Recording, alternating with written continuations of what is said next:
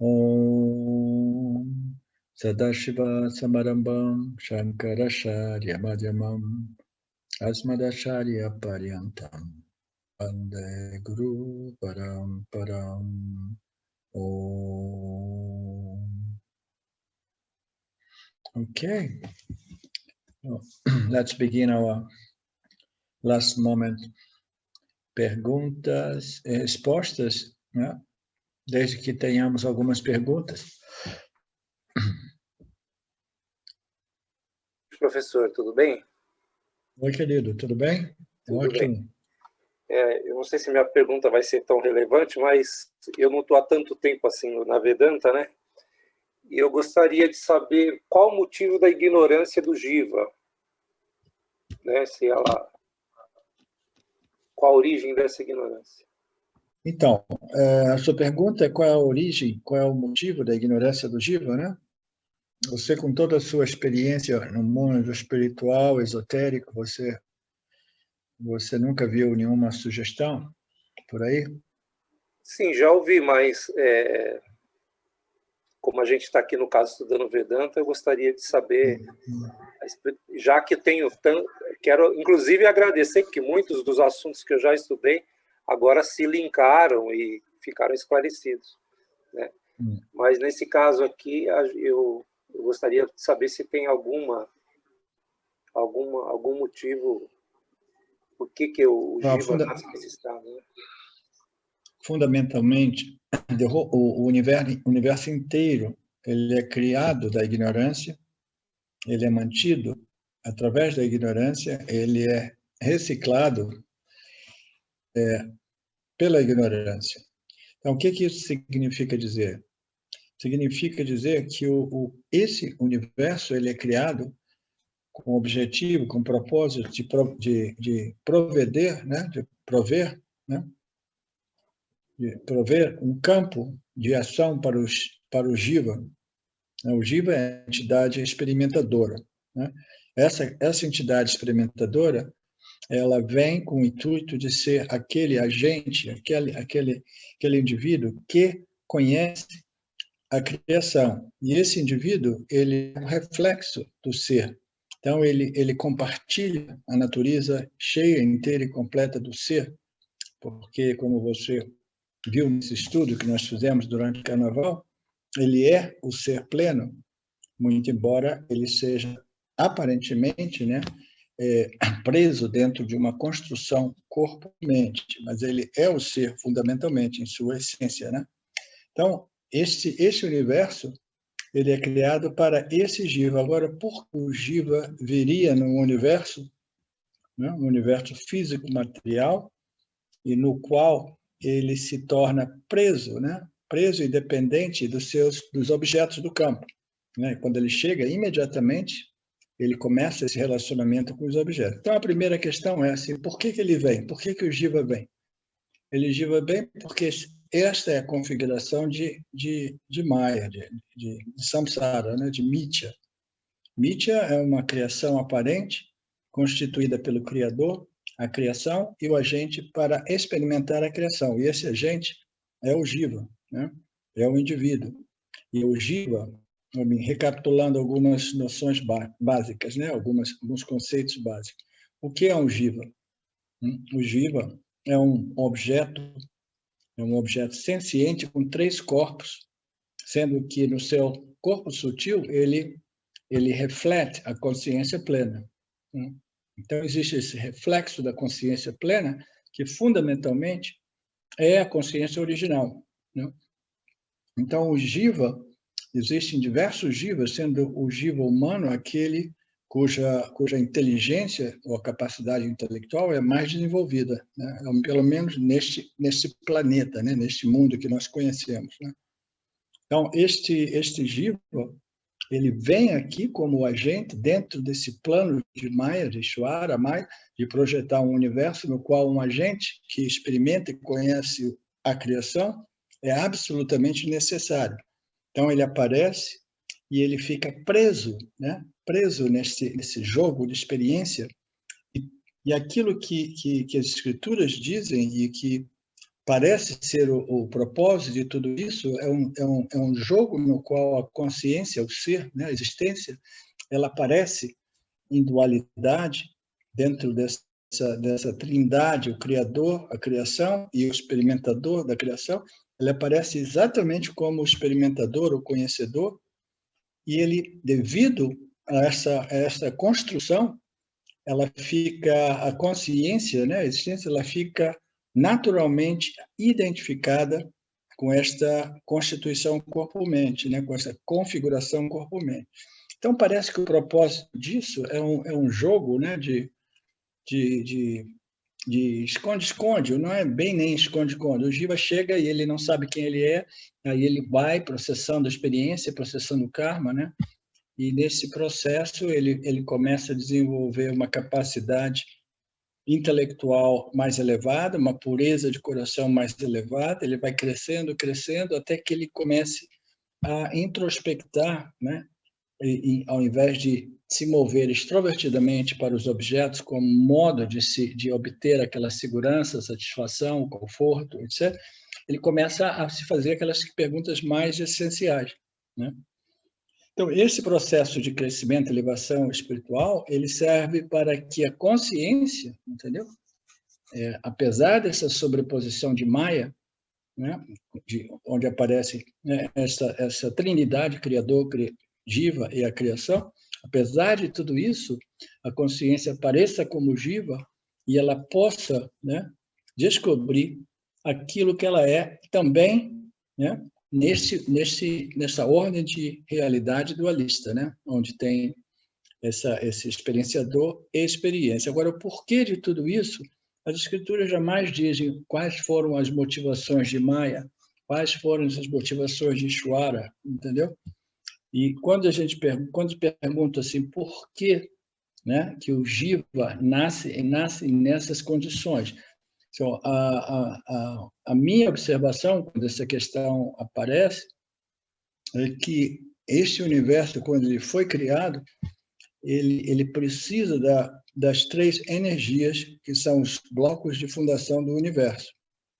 O universo inicia com as três energias, elas vão se desenvolvendo para se tornar os 5 elementos sutis, e aí vão grossificando, né, densificando, até que vai desenvolvendo os elementos primários grossificados, aí os órgãos de percepção desses elementos. Então, toda essa criação ela se desenvolve, né, para servir de palco para que esse Jiva possa, né, interagir e crescer. Agora, por que o Jiva sofre dessa ignorância? Porque, inevitavelmente, o corpo sutil do Jiva, que é extremamente satívico, ainda assim, ele requer rajas e tamas. Você deve ter ouvido falar sobre isso nesse último final de semana. Sem rajas e tamas, esse corpo sutil, ele não se mantém, né? Então, nós temos que lembrar alguns dos ensinamentos que o corpo sutil, ele reflete, ele brilha com a consciência, ele é um grande aparato refletor, né? Então, quando ele reflete, ele vai refletir o Jiva com uma certa capacidade de compreensão, né, de inteligência, né, de percepção inteligente, mas ainda assim as outras duas energias, rajas e tamas, né, ela vai extroverter o Jiva e, por outro lado, ela vai ocultar, né, a real natureza de Mithya, né, como Satya, né? Então, essa dificuldade é devida à configuração do Jiva, que depende desse aparato refletor, e esse aparato refletor, de modo que ele exista, de modo que ele possa ser realmente constituído, ele precisa das inclusões de rajas e tamas. Então, rajas e tamas cria essa tendência, né, opaca, essa tendência, né, de apatia mental, de incapacidade, né, de depressão, e o rajas tende a projetar alguma coisa que possa definir esse Jiva. E, imediatamente, rajas, o Jiva não compreendeu realmente o porquê dele estar aqui e qual é o papel dele, o propósito da vida, ele projeta, né, imediatamente algumas respostas satisfatórias. Entre elas, não, eu estou aqui para me completar através dos objetos, que é a dedução que todo Jiva acaba chegando, né? Não, eu estou aqui para me realizar através das minhas conquistas. Eu tenho que correr para ver, correr para evitar e lutar para manter aquilo que eu obtive, né? Então, essa é a vida do Jiva e é toda ela fundada nessa ignorância cósmica universal.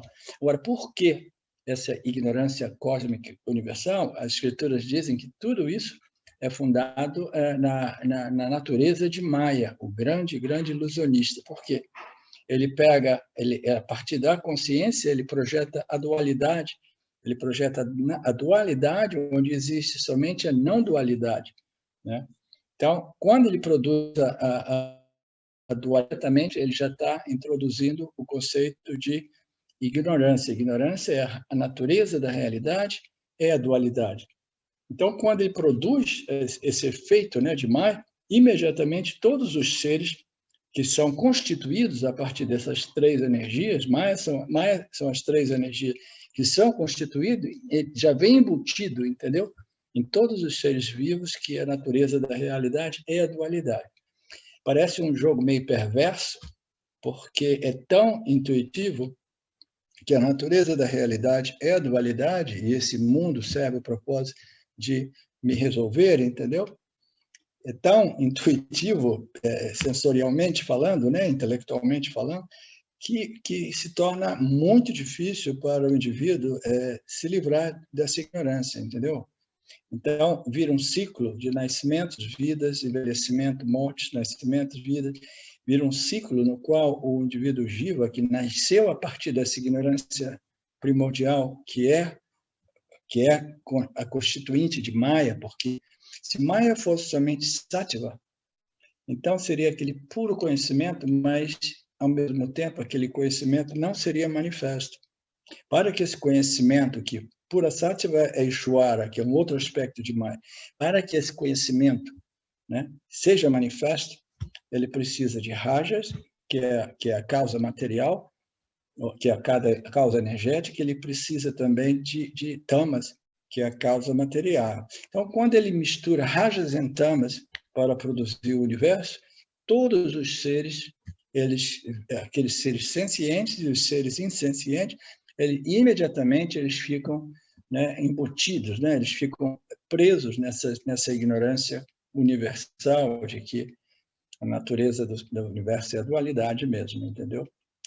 Então, ninguém sabe, parece uma situação meio perversa, mas imediatamente um outro aspecto de Maya, que é Ishvara, que é pura Sattva, imediatamente revela essas escrituras para aqueles indivíduos que tenham iniciado a contemplar, né, o fato de que a busca dos objetos de desejo como meio de me realizar não funciona.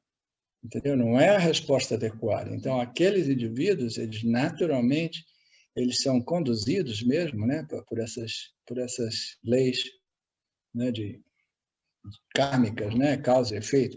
Os meus esforços para encontrar determinadas respostas, elas vão me conduzindo, entendeu? Num certo ambiente, quando eu vejo, eu estou chegando, né, em ambientes espirituais, e aí, mais adiante, eu chego nas escrituras. As escrituras são revelações que vem diretamente da consciência através de Ishvara para permitir que os jivas humanos eles possam compreender, entendeu? A natureza do ser que eles são, entendeu? E compreender, né, o que é esse universo como uma mera projeção, uma mera sobreposição, etc, etc. Eu não tenho a resposta exatamente o porquê que os jivas nascem ignorantes, porque as escrituras não dizem exatamente a causa, a motivação por trás de Maya. Quando nós entramos para estudar Maya, as escrituras dizem que Maya é intelectualmente incompreensível para o jiva, entendeu? A gente sabe que Maya existe através dos seus efeitos, mas a gente não compreende Maya exatamente, é o corpo macrocósmico causal, aquilo que existe é a semente do universo, e essa semente é ignorância. Por quê? Porque a única realidade é Satya, a única realidade é Brahman, a única realidade é a consciência. né? Então, no momento que ocorre uma semente, nós estamos lidando com a dualidade mais primordial que existe, que é a consciência, o ser, a consciência, Satchitananda, e uma semente do universo. Essa semente do universo, que é Maya, né? É a primeira dualidade, e aquilo ali já é uma ignorância, e a partir dali o universo se desdobra e se recolhe, se desdobra e se recolhe, segundo as escrituras. E ninguém sabe realmente o porquê Maya entrou em ação para produzir essa dualidade primordial, né, em relação à consciência, o ser, que desdobra esse universo dentro do qual o Jiva é um personagem, é um protagonista importantíssimo, porque o Jiva é o ser, o Jiva é a consciência, entendeu? Aparecendo como um agente experienciador. Parece que tudo isso é colocado como um grande jogo, uma grande brincadeira, um grande processo, e ninguém sabe exatamente o porquê, né, de tanta, né, parece uma coisa um pouco perversa, porque o Jiva sofre, né?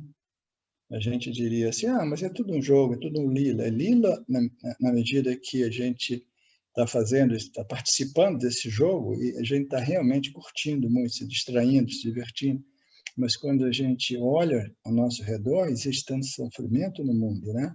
Tanta dificuldade, tanta luta, né? Então, é uma situação assim, mas por quê? Né? Por quê? Aí talvez outros digam assim, por quê? Porque esta dimensão, esta ordem de realidade física e material é o que nós merecemos, talvez. Talvez todo o sistema kármico envolva outras ordens, outras dimensões, entendeu? E nós estamos aqui para processar, né, crescimento espiritual, processar as nossas vasanas, né, os nossos karmas. Então, é mais ou menos por aí, entendeu? Agora, essas ideias de que a gente chega aqui, aí a gente vai evoluindo para outras locas, outras dimensões, subindo. Existem diversas teorias e sistemas espirituais, e existem diversas pessoas que têm essas experiências, né? Mas ainda assim, o que o Vedanta nos diz, o que os Upanishads nos diz, é que este é o plano, esse plano físico material, dentro do contexto, né, da nossa Constituição e os nossos órgãos, né, instrumentos de percepção, este é o plano no qual nós podemos efetivamente processar nossos karmas, nossas vasanas, né, e crescermos. Segundo o Vedanta, essas ordens, essas dimensões sutis, são dimensões as quais nós não necessitamos de um corpo físico, né? Do mesmo modo que nós temos 3 corpos para experimentar os 3 estados, né?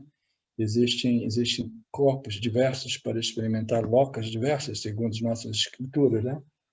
Mas daquilo que eu sei, né? É nesse plano físico que nós efetivamente conseguimos processar crescimento, entendeu?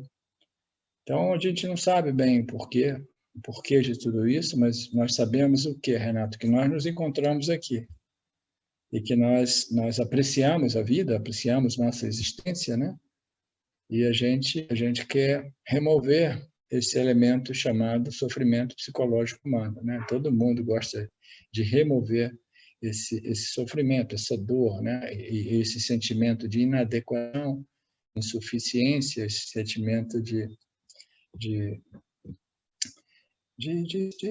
não estar mais satisfeito com você mesmo, né? Complexos, etc. Todo mundo quer remover isso, entendeu? E as escrituras dizem que esse impulso natural nosso de remover essa ignorância, que essa ignorância é imposta por Maya, na medida que ele mistura as energias, entendeu? Para nos constituir, esse impulso nosso é um impulso de restabelecer a nossa real natureza, que é a consciência ilimitada, né? Então, a ilimitação é nossa natureza e nos sentirmos limitados devido a esse poder de Maya é alguma coisa não natural para a gente. Então, parece que nós chegamos aqui, né, através dessa ignorância, e parece que o jogo é conseguir se livrar dela. E os Upanishads chegam no final desse processo espiritual para nos ajudar a compreender a nossa natureza como Satya, de modo que a gente possa restabelecer o nosso senso inato, natural de ilimitação, né? E paz, shanti, né? Tranquilidade, etc. Não sei se responde, não sei se satisfaz. Você, por favor, sinta a vontade de falar um pouco mais. Sim, satisfaz sim, professor. A gente já previa, né? Eu estava lendo, inclusive, hoje o Tatuá Buda ali, estava procurando, né? E a gente sabe, né, que, lógico que o motivo, né, deve ter algum motivo que só o Ishvara conhece, né? E talvez seja até a própria natureza dele, né, de fazer o sacrifício, se tornando nós e retornando, né, no universo. Mas satisfaz sim. Só queria saber, na verdade, se a Vedanta tinha alguma posição, a Advaita, né, com relação a isso. Mas é perfeito. Não, mas o Vedanta não tem. O Vedanta, quando nós chegamos na análise de Maya e o porquê, as motivações por trás da projeção do universo, a única resposta sensata do Vedanta é que diz que universo. Se existisse realmente o universo, se existisse realmente o início do universo, poderíamos estar a discutir o universo. O Vedanta simplesmente diz: esse universo é a cobra na corda. A gente não vai ficar aqui realmente procurando o porquê desta cobra, se a cobra é uma corda, entendeu? Então, as respostas finais do Vedanta compreenda que a única realidade é a luz do sujeito, do observador, do experienciador, a luz da consciência, né? E quando a gente quer realmente analisar o porquê desta projeção, imediatamente o Vedanta nos dá essa posição, né? A gente não analisa aquilo que é uma mera aparência, uma mera miragem. Você, a luz, que está fazendo essas perguntas, encontrando algumas respostas aceitáveis, entendeu? Você é essa consciência, né? Então é por aí que a gente se move no Vedanta, sempre separando Satya de Mithya, sem nos envolvermos muito, entendeu? Com Mithya. É importante compreender Mithya, o modo, o sistema, né? A mecânica de Mithya, dentro do relacionamento Jiva, os objetos, né? Jagata, Jiva, Jagata, e Ishvara, o modo que Ishvara, esse conjunto de leis, né? Essa ordem de gente que governa, que estrutura esse campo de interação para o Jiva, é importante compreender esse sistema, né? Esta mecânica, esse dinamismo, né? No momento em que a gente compreende esse ciclo, né? O Jiva, né? Em relação ao Ishvara, o Jiva produzindo vasanas através das suas ações, servindo Ishvara com esse campo, né? De todas as vassas, né? Coletivo, aí Ishvara ele processa essas vasanas, né? E ele nos concede os nossos prabdha karma, as nossas circunstâncias do dia a dia. Nós temos que lidar com tudo isso, né? E nesse processo o jiva vai purificando até obter uma capacidade mental, intelectual, emocional para discriminar, né? A luz da sua consciência desses fenômenos aparentes que ocorrem, né? Então, o Vedanta nunca entra realmente no porquê e nas motivações de Maya, e quando a gente tenta compreender Maya, porque Maya é um mistério, a gente sabe que Maya, a gente sabe que existe um poder, porque a consciência, ela é livre de qualquer ação, ela é a carta, ela não é nada, ela é um princípio testemunha, é um princípio consciência, um princípio existência, que não é afetado por nenhuma dessas sobreposições aparentes de Maya. Então, a gente sabe que a consciência ela não faz nada, mas ainda assim a gente experiencia esse mundo, esse universo. Então, não existe um efeito sem uma causa. Nós sabemos que existe uma causa, e essa causa nos foi revelada como sendo Maya, o grande ilusionista, aquele que projeta esse universo de nomes, cores e formas, entendeu? E nós temos todo esse corpo de ensinamentos que gradualmente vai nos convencendo dessas declarações, né? E esse parece ser o propósito da vida e o propósito do Jiva nascer e processar tudo isso para remover essa ignorância que é embutida na constituição do universo, entendeu? Porque você não constitui um objeto somente com uma causa eficiente, a causa inteligente, que é sattva. Você precisa de outros elementos, né? Como o elemento energético, o elemento físico-material. Assim, então, você produz os 3 corpos a nível macrocósmico e microcósmico. Né? Então, é mais ou menos por aí. Obrigado, professor. E nada, Renato. Obrigado a você.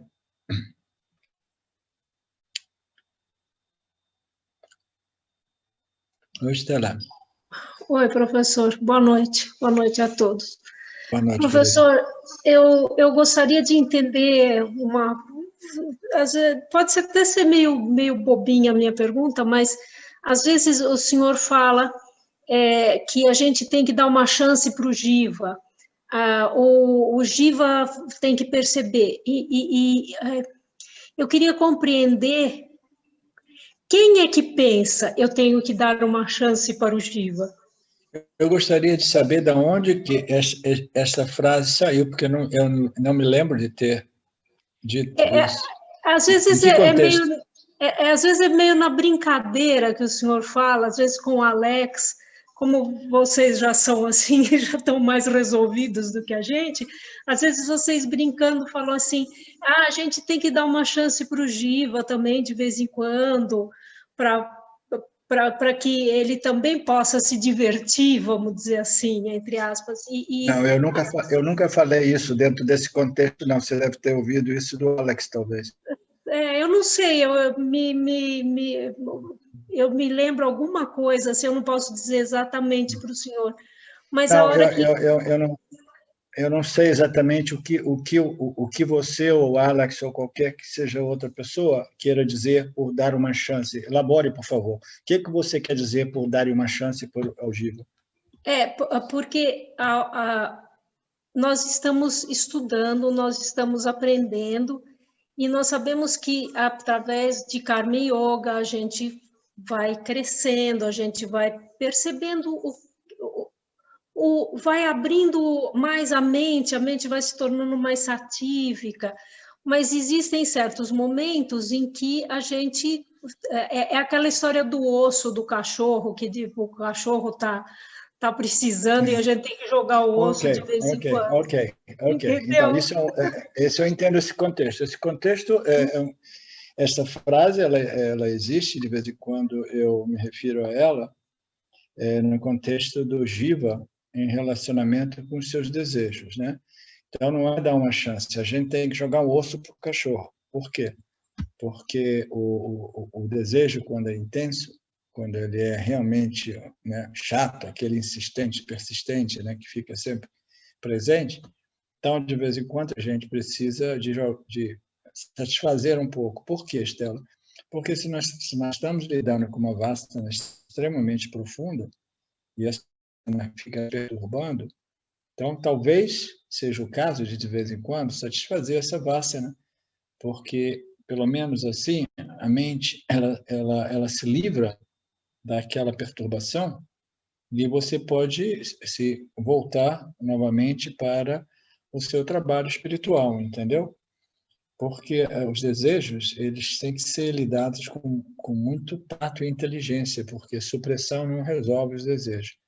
Ao mesmo tempo, a entrega, né, total a esses desejos, né, por prazeres sensoriais também é um grande problema, né?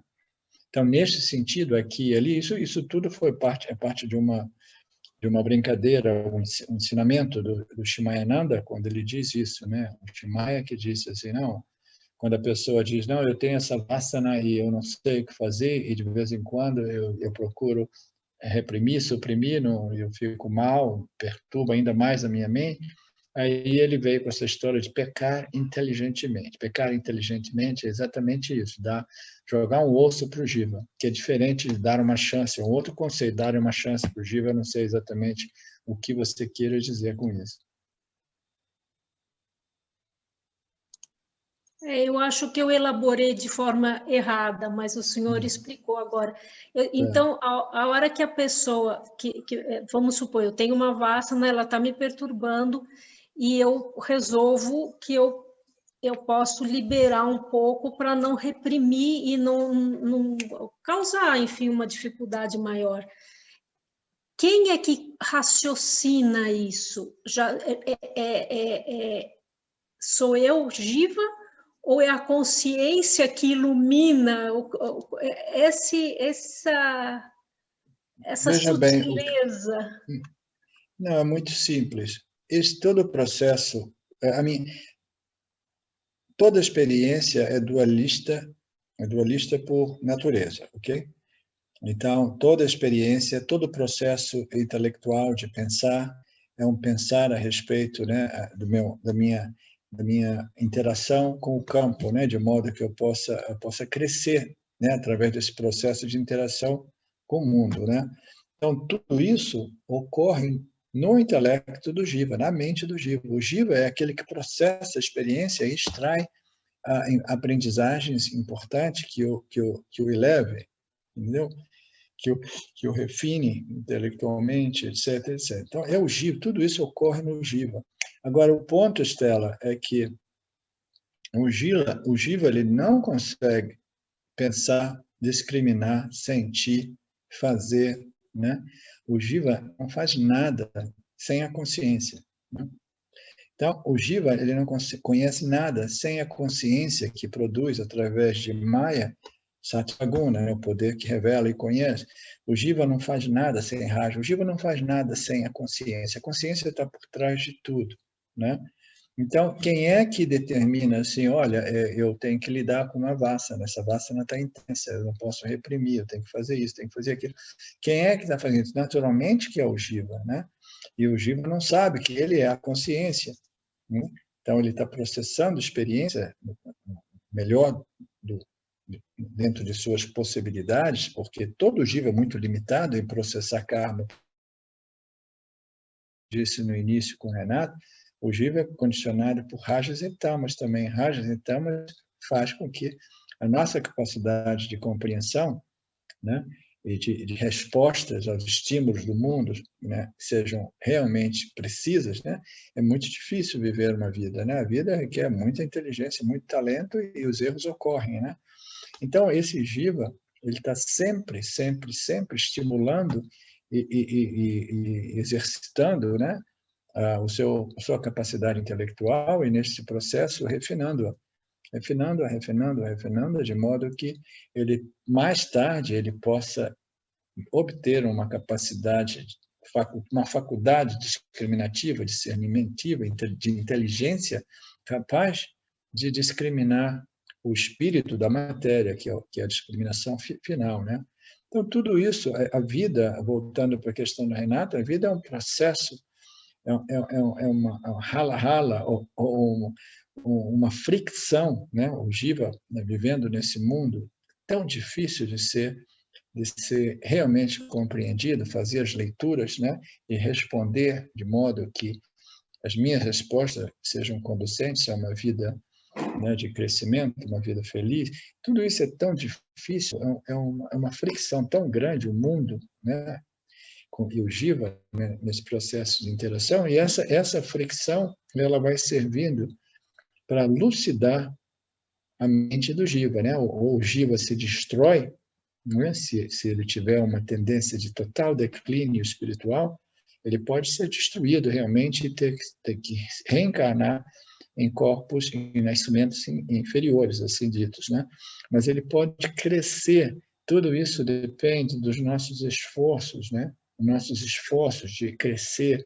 E esses esforços só são possíveis porque nós temos o poder de escolha, né? Uma certa capacidade de escolher, de raciocinar, né? De discernir e conectar as minhas ações com os resultados e de que modo esses resultados estão me impactando. Então, nós temos que ficar medindo, né, e conectando todo o tempo para compreender se nós estamos nos elevando ou declinando, né? Então, tudo isso ocorre no intelecto do Jiva, mas o Jiva não faz nada do ponto de vista intelectual, verbal e físico sem a consciência, né? Então, da determinados ângulos, a gente diz que toda experiência é uma experiência da consciência, né? Tudo que ocorre é a consciência, né? Experimentando a si mesmo nesta ordem de realidade secundária, aparente, através do jiva aparente, porque tudo isso aqui é uma mera aparência, né? Essa ordem é a ordem da projeção, da sobreposição, é uma miragem, né? Então, ali, tudo nada mais é do que o quê? Do que a consciência, a existência, né? Mas aparece como essas sobreposições do Jiva, Ishvara e milhares, e uma infinidade de objetos com os quais o Jiva interage, né? Tudo isso serve para ir refinando, mas neste processo o Jiva pode também, ao invés de crescer, se elevar, refinar, purificar, ele pode se destruir também, né? Tudo ocorre no intelecto do Jiva, tá? Então, o Jiva realmente tem uma responsabilidade grande. A gente não pode dizer, quem sou eu? Não, eu sou a consciência refletida e eu preciso processar o meu karma inteligentemente, as minhas vasanas, até que eu compreenda que essa consciência refletida é a consciência original, que eu sou aquilo, né? Eu sou, entendeu? A única fonte de existência, consciência e de Ananta, né? Então, a gente precisa processar, né, assumindo a nossa natureza como agente experienciador e conhecedor, e purificar, refinar o nosso intelecto, porque o nosso objetivo não é somente viver uma vida feliz, mas é dar a nossa real natureza, né, como anda.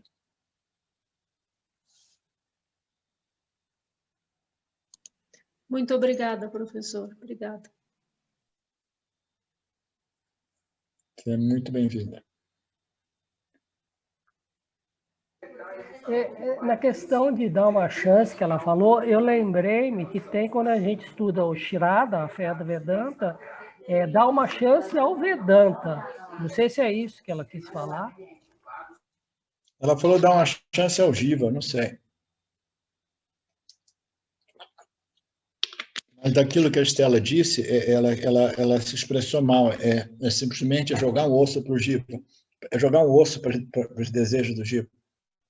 Satisfazer o Jiva, entendeu? É simplesmente acalmar o Jiva. Você quer chocolate? Ok, espera aí que eu vou comprar um chocolate para você.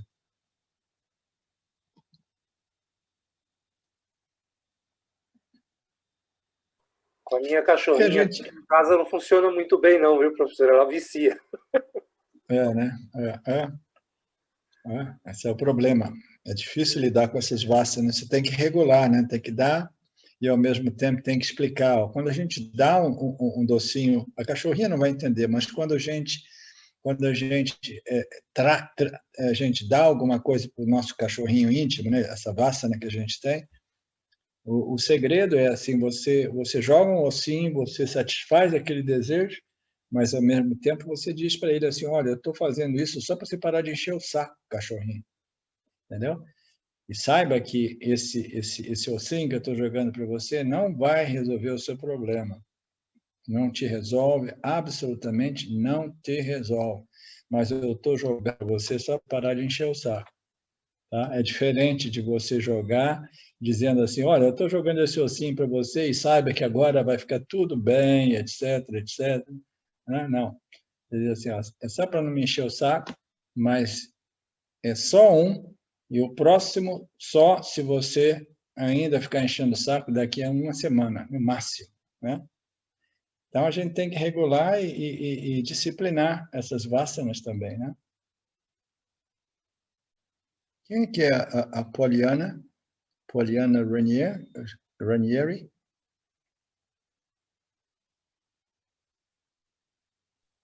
Sou eu. Oi. Você quer que abra aqui o... O senhor está me ouvindo? Sim, eu quero só te ver um momentinho para ver se eu já te vi antes. Tá, peraí, deixa eu abrir aqui o vídeo. Essa sou eu. Tá. Ok. E faz pouco tempo que eu estou estudando Vedanta. Eu até tenho uma pergunta, aproveitar que o senhor me chamou. Ah, que legal. E você mora no Brasil? Eu moro em Londrina, no Paraná. Ah, legal. Ali perto do Marcelo e do Ronaldo. Marcelo é por aqui também? Então, A minha pergunta é a seguinte, no sono profundo, chegará algum momento em que, assim, deixa eu ir para o quarto aqui, que as crianças estão vendo um desenho aqui, chegará um momento no sono profundo que a consciência vai ter discernimento? Assim, deixa eu ver se eu consigo melhorar a pergunta. Porque, assim, no sono profundo a gente perde, assim, a gente mergulha no sono profundo como se tivesse morrido, né? A gente não tem discernimento, né? Do que está sonhando, né? Que está dormindo, é como se apagasse. A minha questão é a seguinte, chega em um momento, assim, do desenvolvimento do Jiva, em que ele vai ter discernimento no momento do sono profundo, ele saberá que ele está no sono profundo? não tem nenhuma relação. A nossa elevação, o crescimento espiritual não nos concede uma mente consciente no inconsciente, entendeu? Quando a gente entra no sono profundo, o intelecto, e o intelecto propriamente dito, ele é suprimido, entendeu? O ego, as emoções, os sentimentos, tudo aquilo é suprimido. A gente entra naquele estado através de um corpo causal extremamente sutil, chamado o prana jiva, né? Então, aquele agente, aquele instrumento de experiência, ele é muito rudimentar nesse sentido, incapacitado, né, de experimentar qualquer coisa. E não somente ele não aparece, mas também o mundo não aparece. Veja bem, a dualidade sujeito e objeto, ambas são suprimidas no sono profundo. Então, mesmo que aparecesse o Jiva a nível mais consciente, entendeu? Ele não teria nenhuma experiência, com exceção da experiência de vacuidade, ou nulidade, ou vazio, né? Aquela história ali do vazio, né? Então, o que ocorre tanto no Nirvikalpa Samadhi como no sono profundo é que tanto a entidade experienciadora como o mundo, ele é suprimido e não existe essa dualidade. Mas, ainda assim, a gente pode ver, existe a consciência, entendeu? Experimentando ela mesma, ou experimentando a ausência de objetos tangíveis, mas, tecnicamente falando, existe sim uma modificação, um vritti, né? Um pensamento, uma modificação extremamente sutil dentro da consciência que experiencia um objeto muito sutil, né? Chamado ausência de objetos. A ausência de objeto é o objeto de experiência deste vritti, desta modificação na consciência chamada prana. Mas tudo isso é mais técnico, são ensinamentos mais profundos, que eu convidaria você a gradualmente, né, a se envolver com esses ensinamentos. Você fique à vontade de vir nas minhas classes também nos finais de semana, que a gente aborda temas mais profundos, entendeu? Mas você também fique à vontade de participar das classes do Alex e do Fábio, que abordam temas mais preliminares, tá? O Vedanta, a gente vai crescendo nele, gradualmente desenvolvendo essa compreensão, né? Essa visão da não-dualidade, dentro do qual, né, esse Jiva aparente experiencia através de 3 estados. E o estado de sono profundo, ele experiencia simplesmente a ausência de dualidade. É por isso que a gente gosta. A gente sabe que a gente experiencia porque a gente adora entrar naquele estado de sono profundo. E a gente jamais deseja alguma coisa a menos que a gente tenha experienciado e apreciado. Tá? A gente não deseja tanto uma coisa, menos que a gente tenha já experienciado e apreciado, né? Então, a gente sabe que existe uma experiência, mas é a nível subconsciente ou inconsciente. E o jiva inconsciente, ele não se torna consciente, porque senão ele deixaria de ser o agente, né, do sono profundo. Se ele se tornasse consciente, imediatamente ele desapareceria como o prana e se tornaria o vishwa, que é um outro corpo, que é o jiva no estado de vigília. O que ocorre muito frequentemente é que do sono profundo, às vezes a gente está no sono profundo, aí o prana, esse vritti, esse eu sou extremamente subconsciente, ele deixa de existir e ele é substituído pelo o agente que vive no estado do sonho. Ali ele experiencia de novo a dualidade, o agente experienciador e o mundo projetado, né, pelas vasanas do indivíduo, né? Um mundo muito individual, subjetivo, são as nossas vasanas, né? O conteúdo, né, do nosso corpo causal se projeta quando a gente está dormindo, aí essas vasanas começam a vibrar, como que vibrar, aí, pum, aí você tem o seu mundo interior, o seu mundo interno é projetado, né? Aí aquele agente desse estado, ele vai experienciar o mundo dos sonhos, né? Então, existem alguns ensinamentos que fazem referência a esse jiva, que praticamente ele só faz isso. É como se ele fosse três aspectos dele mesmo, que passa do estado de vigília, aí ele se torna o sonhador, aí ele se torna como se diz? O adormecido, aí do adormecido ele se torna o do estado de vigília. Então, são esses três estados. Existem Upanishads que abordam esses três estados muito profundamente. O Mandukya Upanishad sendo um deles, entendeu?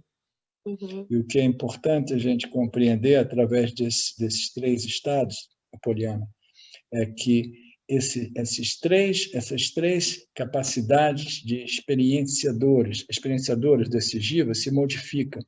Quando nós estamos sonhando, existe uma entidade experienciadora, mas ela é diferente daquela do estado de vigília, né? A gente sabe disso, né?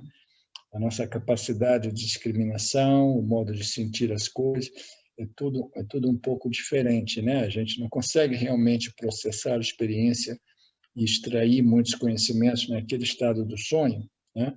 Então, o importante é compreender que esses três estados, eles se modificam, mas esses três estados, eles todos três possuem um denominador comum. O denominador comum é a nossa real identidade, não a identidade desses três estados, entendeu? Então, os ensinamentos do Mandukya, por exemplo, de outro, são análises muito profundas que nos permitem compreender essas variações desses três estados e compreender que existe um denominador comum, que é a consciência, que jamais se modifica, apesar da condição mental, a condição, né, do estado mental do jiva, ela se modifica através de três estados impostos por Maheshwara, tá? Uhum. Aí existe essa noção também que existe um quarto estado, Turiya como se fosse um quarto estado, mais ou menos isso que você se referia. O indivíduo ele vai de um estado para o outro, entra no sono profundo, aí ele sai do sono profundo, ele entra no outro estado chamado Turiya, que é a consciência, né, de tudo, até mesmo da minha existência sem dualidade. O quarto estado não é Turiya, o quarto estado é simplesmente esse denominador comum chamado a consciência, que permeia os três estados, entendeu? Então, o quarto estado não é realmente um estado, mas é a consciência que pervade, permeia e que né, concede a experiência ao jiva através desses três estados. Não sei se isso faz sentido para você, eu não sei o quanto você já entrou no Vedanta, mas eu fico feliz de ver que você tem um interesse pelo autoconhecimento e você seja muito bem-vinda, tá? Obrigada, agradeço. Esclareceu sim. Okay. Tem pouco tempo, eu ainda estou lendo o primeiro livro, o introdutório, e assistindo as aulas, as primeiras aulas, por isso que eu nem tinha assistido nenhuma sua, porque eu achei que tinha que assistir todas as primeiras, antes de acompanhar em tempo real as de final de semana. Ultimamente eu tenho visto pessoas que são relativamente... Porque tem pessoas que começaram de pouco tempo, mas elas já trazem uma bagagem também, entendeu? Até mesmo de vidas, de encarnações passadas, né? Então, se você quiser experimentar, você experimenta e vê. Fazer mal não faz mal. Quase sempre as pessoas se beneficiam também, entendeu? Eu agradeço o convite, vou participar, sim.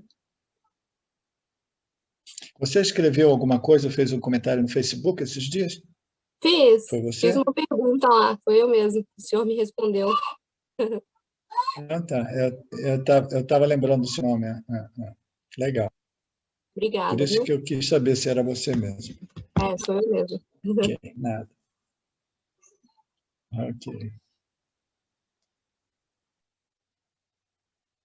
Arlinda, eu gostaria que você falasse um pouco sobre quando o Krishna fala, o Arjuna, no Bhagavad Gita, sobre que o dever do outro é perigoso, né? Como a gente tem que lidar com isso.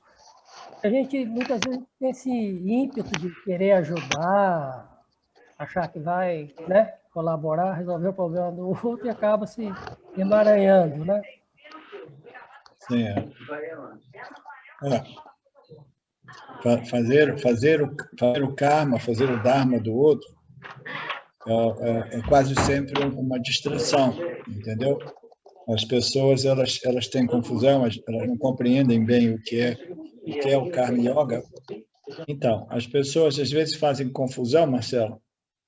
Elas pensam que Karma Yoga é ajudar os outros, fazer trabalhos de caridade, etc, etc. Embora a caridade, a generosidade e a sensibilidade, a empatia e a ajuda sejam parte do Karma Yoga, as pessoas muitas vezes elas se perdem pensando que seja fundamentalmente a essência do Karma Yoga é salvar os outros, ajudar os outros. Então elas se dedicam totalmente a essas atividades que muitas das vezes são intensas, são atividades físicas, psicológicas, emocionais. Então isso se torna realmente uma distração. O Karma Yoga, como vocês já sabem, né? É uma ciência que permite ao indivíduo compreender o relacionamento dele com o campo e com o Ishvara, né? E com os outros seres também, né? Mas não do ponto de vista de querer fazer o papel de Ishvara. Ishvara está promovendo o crescimento de cada um de nós, concedendo o karma de cada um segundo os seus esforços, as suas ações. O Ishvara está cuidando de tudo e de tudo. Não, mas eu não gosto. O Ishvara não está fazendo um trabalho muito bom, porque eu estou vendo muito sofrimento no mundo. Então, eu vou começar a ajudar a Ishvara, né? Ishvara diz, olha, é melhor que você compreenda o seu karma, entendeu? E compreenda o que é Karma Yoga. Karma Yoga é uma resposta, né, constantemente adequada, apropriada aos estímulos, com uma certa atitude, né, de consagração, de ver Ishvara no campo, etc., etc., que permite ao indivíduo de se elevar, purificar, crescer, refinar o intelecto, até que ele possa chegar nessa discriminação final entre o espírito e a matéria, né? Então, o Karma Yoga é uma ciência muito inteligente, né? Requer muita compreensão, e não só da logística, não somente da logística, não, do racional, do corpo, né? Racional de conhecimento, de compreensão desses três fatores, né? Ishvara, Jiva, Nishraga, não somente esse aspecto, mas também ele tem que crescer para se tornar uma atitude devocional em relação ao mundo, né? Compreendendo Ishvara em sua essência como essa ordem, a causa do universo e as leis, né, extremamente bem estruturadas, né, precisas, né, feitas de conhecimento, compreender Ishvara e ao mesmo tempo desenvolver essa devoção e essa consagração das ações, né, a Ishvara, né, com o esforço de proteger e manter o Dharma, né, o equilíbrio, né, essa harmonia entre os seres, etc. Então, o Karma Yoga é uma elegante, etc. O maior e o mais simples purificador, né, do intelecto, do coração do indivíduo, etc. Mas o que ocorre é que as pessoas, e o que inclui também, né, a generosidade, o serviço, né, a sensibilidade, a empatia, dar uma ajuda aqui, ali. Ser generoso é sempre bom, né? Agora, as pessoas, quando elas simplesmente elas extrapolam, né? Elas começam a pensar, não, Karma Yoga é por isso que eu não recomendo tanto a linha do Rama, da escola lá do Ramakrishna, porque eles têm muito ênfase no serviço de caridade, como se fosse Karma Yoga, entendeu? Sem falar que eles dividem um pouco as linhas, o Vedanta em 4, 5 linhas, né? Entre elas, eles chamam de Bhakti Yoga, como se fosse uma yoga independente, o que não existe dentro da tradição do Vedanta védica, né? E eles desmembram também o Karma Yoga como trabalho né, de caridade, né? Selfless service, serviço, como é que se diz? Selfless service, serviço voluntariado, né? De graça, né? De trabalhar. Então, essa ideia, a gente vê isso embutida em diversas outras escolas, inclusive as escolas que eu tive a oportunidade de compreender um pouco melhor nesses últimos dias, conversando com o Renato e conversando também bem com o Luciano, quando eu viajei de volta para São Paulo, do jornal. Então, existem outras escolas que têm um foco muito grande no serviço e na preservação e manutenção do Dharma, que não necessariamente é a melhor forma de crescimento do indivíduo. Muito embora seja um movimento de alguns indivíduos servir o campo, até mesmo em detrimento da sua própria elevação, entendeu? Então, quando nós chegamos no Vedanta, essas confusões, essas distinções vão sendo mais ou menos deixadas para trás, embora muitos indivíduos, dentro do contexto kármico de cada um, se sinta realmente, né, movido a dedicar uma vida ao serviço, e tudo isso serve a um certo propósito. Mas quando a gente chega ao Vedanta, a gente compreende realmente, né, quais são as vias mais diretas para nosso crescimento e elevação. E Karma Yoga é uma coisa completamente diferente de querer fazer o Karma e o Dharma dos outros. É por isso que Krishna diz, fazer o Dharma dos outros é uma atividade cheia de perigos incríveis, entendeu? Porque as pessoas acabam ficando distraídas e esquecem que o trabalho realmente é o trabalho de transformação de cada um de nós, né? Que inclui também o desenvolvimento de empatia, amor e generosidade, mas não como né, como a coisa principal, o aspecto principal do caminho nosso, né? Mas por aí. Não sei se responde, Marcelo. Sim, graças, está ótimo. Se cobra um pouco.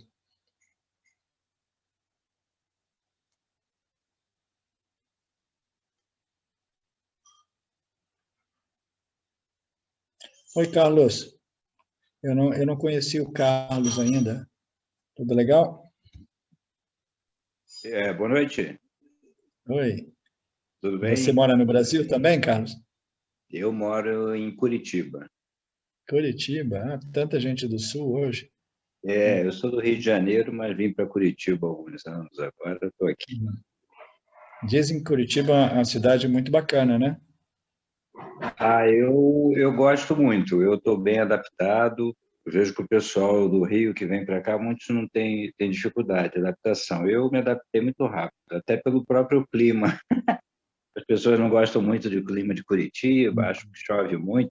Eu acho que eu passei tanto calor no Rio de Janeiro, que eu estou agora compensando, passando um friozinho aqui, sabe?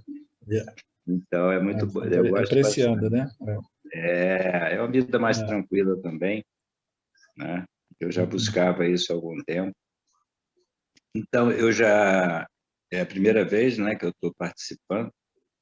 Eu já me interesso pelo assunto há alguns anos já, na verdade, mas sempre por meios próprios, lendo livros, né, procurando uma interiorização, tentando muito fazer o que o Ramana falava, né, da autoinquirição, né, sempre tentando questionar esse eu sou quem é, né.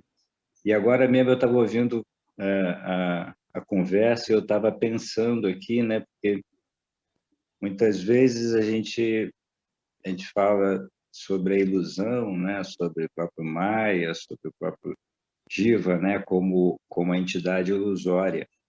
Mas isso é uma questão muito minha, que eu sofro com isso. Mas muitas vezes eu me pego tentando, através da ilusão, chegar à verdade, né? E muitas vezes parece que é um auto-engano, né? Eu me lembro nos livros que eu li que a Ramana sempre fala assim, tudo que surgia da palavra eu, ele perguntava, quem é este eu, né? E aí ele voltava, a pessoa imediatamente se volta para dentro, né? Então, toda vez que eu começo a falar sobre muitas coisas como práticas, como atividades, eu sempre me questiono, quem faz essa prática? E aí eu paro, porque eu invariavelmente vejo que quem está fazendo a atividade é a ilusão. Então, isso para mim tem sido uma certa dificuldade. Ao mesmo tempo, tem sido uma coisa boa, porque muitas vezes isso vai me levando tem me levado a um processo de um certo desprendimento desse pensador, desse fazedor das coisas, vamos dizer assim. Mas ainda me cria esse conflito. Sempre que eu estou pensando, vou fazer uma tal atividade, vem aquela questão, mas quem é esse eu que vai fazer? Invariavelmente o eu é o ilusório, e como ilusório ele não pode realizar nada. Então, é uma questão bastante... Mas é interessante, eu gosto é um assunto que eu estou aqui para aprender, eu estou gostando muito do que eu estou ouvindo. Então, o que ocorre, deixa eu só dar uma pincelada nesse ponto, porque são algumas coisas são de compreender, né? O Jiva é parte integrante dessa ordem de realidade aparente, é uma ilusão, é uma mirage, mas ele é o indivíduo, é o Jiva, é o agente que foi desenhado para experienciar essa dualidade. E uma coisa que você disse, é dentro da ilusão que a gente encontra a verdade. É dentro da dualidade que a gente encontra a não dualidade. E é no intelecto do Jiva que o conhecimento pode ser claramente apreendido e retido. Uma das frases mais importantes, porque eu estudei Ramana por pelo menos 10 anos, eu fiquei coladinho naquele período ali, com Ramana e Nisargadatta Maharaj. Não fisicamente, mas eu li tudo que existia na época, eu morava na Índia, né? Então, eu conheci as palavras de Ramana e fui muitas vezes no ashram lá em Tiruvannamalai. Então, uma das frases mais importantes do Ramana é quando ele diz, depois de muitos anos, né, quando ele já era mais versado nos Upanishads e nas escrituras do Vedanta, ele disse que by knowledge alone, the self can be realized, que significa somente através do conhecimento o ser pode ser realizado. Tá? Então, o ser, ele só pode ser realizado dentro do intelecto, porque o intelecto é onde ocorre o conhecimento. É dentro do Jiva que ocorre o intelecto. O Jiva foi desenhado para compreender o campo. Agora, o objetivo do Jiva não é se tornar Deus, não é se tornar Ishvara e ter o conhecimento de todo o campo dármico. Agora eu sei todas as leis que operam, eu sou omnisciente. Não, o Jiva ele foi desenhado para estudar o campo até que ele compreenda que esse acúmulo de objetos não o resolve, não traz realmente essa resolução, né? Aí ele começa a introspectar. ele começa a buscar uma resposta para esse sentimento de limitação, inadequação, insuficiência. Ele começa a buscar essa resposta investigando a real natureza do intelecto. Entendeu? Ele quer compreender o que existe por trás do intelecto, por trás, entre aspas, né? O que existe antes do intelecto, antes, entre aspas, né? Quando a gente chega no Vedanta, a gente vai resolvendo essas palavras que são um pouco confusas, entendeu? Porque o ser, ele não é localizado em tempo, então ele não existe nem antes, nem além, entendeu? Mas a gente vai gradualmente compreendendo, mas a gente tem, o importante que eu quero te dizer é que quando você faz essa discriminação direta que o Ramana sugeria, tudo que estiver ocorrendo para você, fala assim, está ocorrendo para quem, né? Quem é que está fazendo isso, né? Quem sou e quem é esse eu? Quem é esse eu?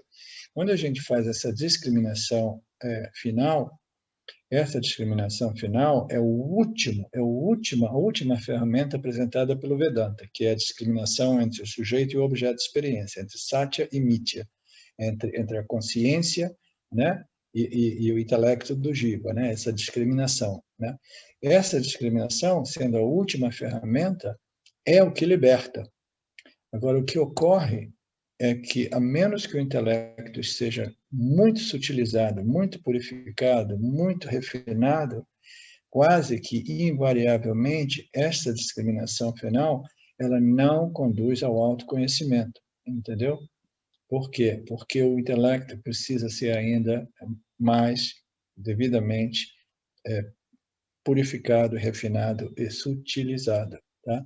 Então, o Vedanta, ele chega para a gente, chega para aqueles de nós que tentamos já o caminho direto oferecido por Ramana e muitos outros gurus modernos apresentam esse caminho direto, entendeu? Eu passei anos com o Papaji, também era direto, entendeu? Investiga o que existe por trás da mente. Você, entendeu? Pergunte você, quem é esse eu, entendeu? Então, todos esses ensinamentos, eles são válidos, eles falam sobre a verdade, porque essa discriminação final é o que liberta, entendeu? Mas o intelecto, não, o corpo sutil, o intelecto, o jiva em si, ele precisa ser preparado. Por isso que as pessoas em torno a Ramana Maharaj e a Nirhazadatta Maharaj, raramente eles foram beneficiados. Eu ia frequentemente lá e eu pude observar mesmo. Até recentemente eu ia lá, eu fiz por 3 anos, eu fiz seminários lá que eu ensinava por 3 semanas, entendeu?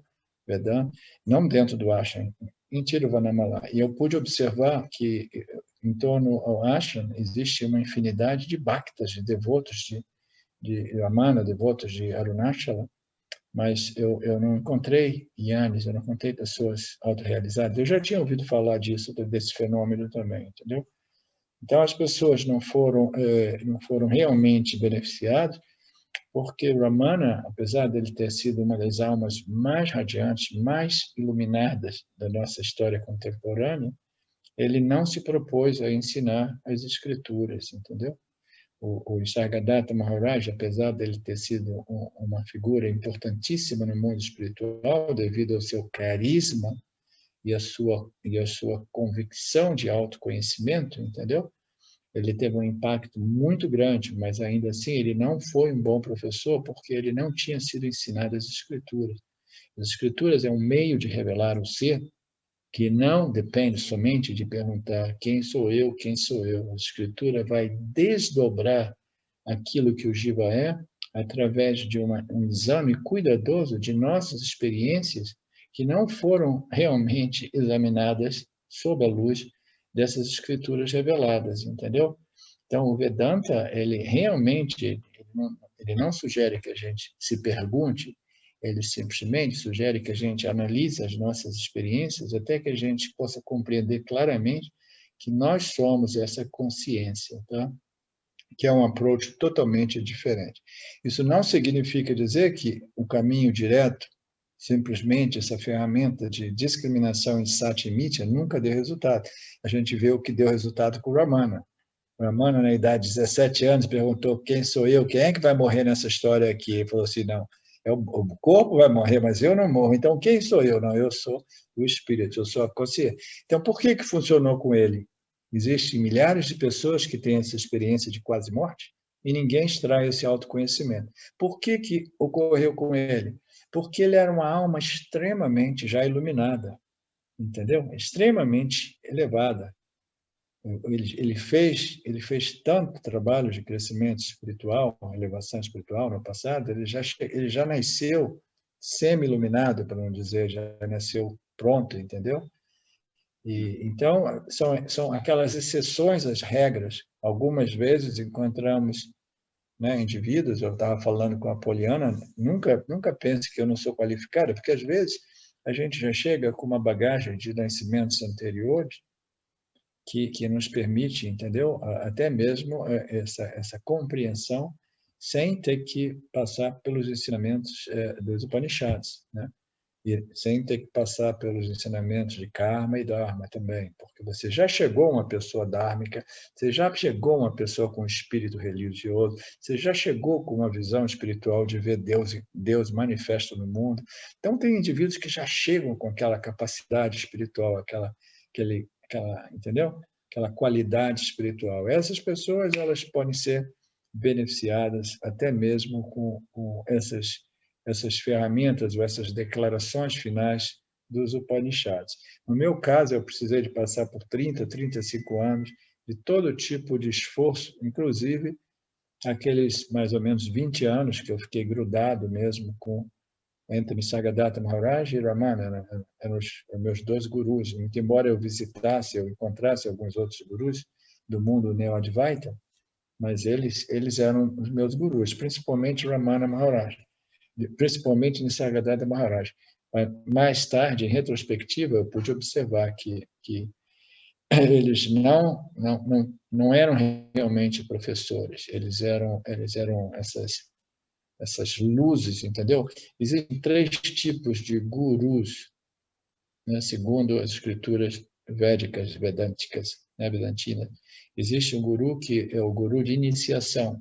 O meu guru de iniciação foi Osho Rajneesh. Quando eu cheguei para o Osho Rajneesh, ele falou que, ok, eu vou iniciar você no mundo espiritual, eu estava vindo de psicologia, essas coisas, eu vou te dar um nome novo e eu vou te dar uma prática. E ele começou a nos dar meditações, prática. Aí, mais tarde, eu encontrei outros gurus, como principalmente Nisargadatta Maharaj, que eles são chamados de inspirational gurus, gurus que inspiram, gurus que chegam lá e dizem assim, olha, você é a consciência e você é livre e você precisa investigar o que eu estou te dizendo. A libertação é possível, ela ocorre através da compreensão e você tem que meditar muito para compreender que você é essa consciência. Eles vão inspirar o cara a correr atrás mesmo, entendeu? Eu fiquei nesse ambiente de inspirational gurus por muito tempo. Até chegar no Vedanta, quando a gente chega no Vedanta, a gente encontra uma outra categoria de guru, que é chamado de teaching guru. É aquele guru que ensina as escrituras, entendeu? Então, seja muito bem-vindo no Vedanta e saibam que por aí. No início, a gente não sabe se localizar muito bem, porque a gente ainda está muito associado às nossas sadhanas, né, que nos trouxeram até aqui. Ok, muito obrigado, hein? Esclareceu bastante. Muito obrigado. Cara. Ok, super, muito legal. Muito obrigado a você. Om Purnamada Purnamidam Purnamudachyate Purnasya Purnamadaya Purnameva Vashishyate Om Shanti Shanti Shanti. Ok? Obrigado a todos vocês. Beijos e abraços. E a gente se vê aí no final de semana, para quem se sentir inclinado. Much love.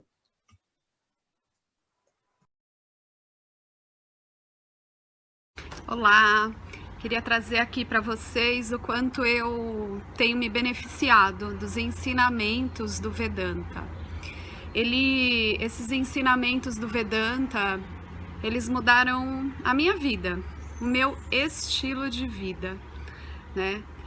A partir de uma compreensão sobre Jagata, o mundo, sobre essa pura inteligência, Ishvara, sobre o Jiva, né? A mente, o funcionamento, sobre a aplicação do Karma Yoga diariamente na vida, o quanto isso beneficia a purificação da mente, né?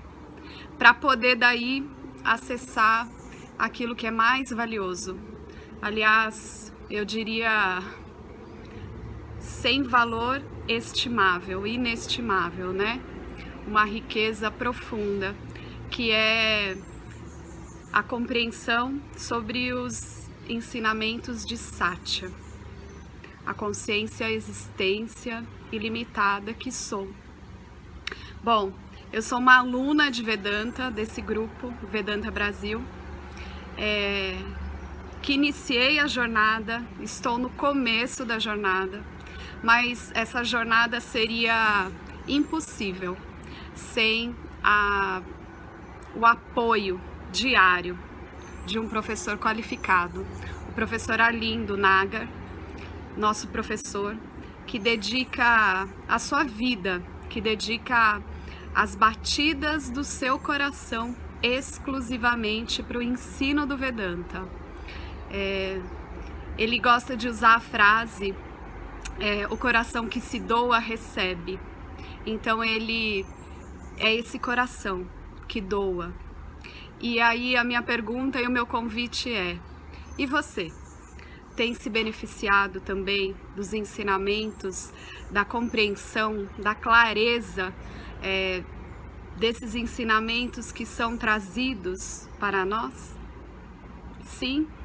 Se sim, o coração que doa recebe. Então o convite é: se você se beneficia, você pode também fazer uma doação. Essa doação, ela é necessária, apropriada, para a manutenção, né, desse ensinamento vivo diariamente para nós. E é um convite para que a gente possa nutrir esse grupo com o dar e o receber. E se você se beneficia, tenho certeza, qualquer valor mensal é suficiente. É o valor que o seu coração sentir, mas é um valor apropriado. Bom, meu recado é esse. Eu agradeço imensamente e não tenho palavras para dizer o que é o Vedanta na minha vida. Só dizer gratidão. Gratidão Ishvara, gratidão professor, gratidão a Sampradaya, gratidão. Obrigada.